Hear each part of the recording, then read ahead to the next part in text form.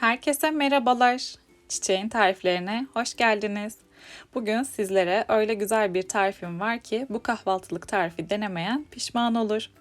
Kaşarlı patates topları tarifi hazırlıyoruz. Tarif için 4 tane küçük boy patatesi tencereye aldım ve haşlıyorum. Haşlayıp soğuttuğum patatesleri bir ezecek yardımıyla eziyorum. Ezeceğin ezmesi yeterli kalmıyor. Biraz pütürlü bir yapıda bıraktığı için sonrasında daha pürüzsüz bir kıvam almasını istediğimden haşlanmış patatesleri biraz da çatal yardımıyla eziyorum ve pürüzsüz olmasını sağlıyorum. Ardından içerisine 1 yemek kaşığı süt ve 3 yemek kaşığı mısır nişastası ekliyorum. 1,5 çay kaşığı tuz ve yarım çay kaşığı kadar da karabiber ilave ettim. Şimdi malzemelerin hepsini iyice karıştırıyorum. Ben ilk olarak çatalla karıştırmayı denedim fakat çatalla karıştırmak çok zor oluyor. O yüzden sonrasında elimle patatesi yoğurarak güzelce karıştırdım.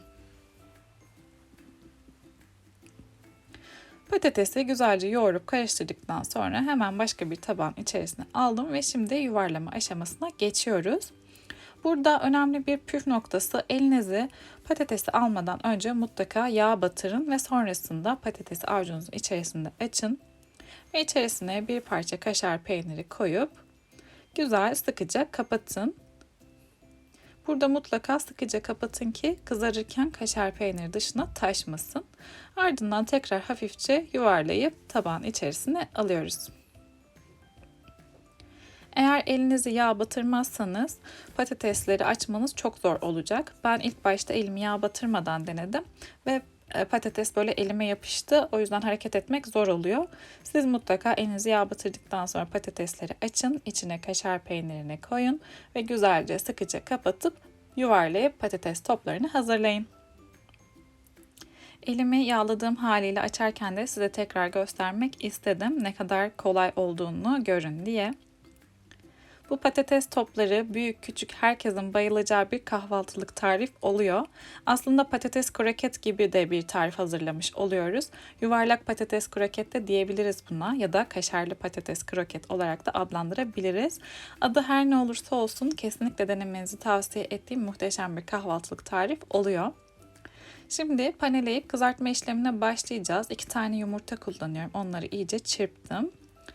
Patates topunu ilk olarak una batırıyorum. Her yerini unla kapladıktan sonra yumurtaya batırıyorum. Ve son olarak da ekmek içine batırıyorum. Böyle ekmek kırıntılarına diyeyim, daha doğru bir tabir olacak. Eğer evde ekmek kırıntısı varsa bu şekilde çok daha çıtır oluyor. Ekmek kırıntısı bulamazsanız da onun yerine galeta unu kullanabilirsiniz. Hazırladığım patates topunu ısınan ayçiçek yağının içerisine aldım ve kızartmaya başlıyorum.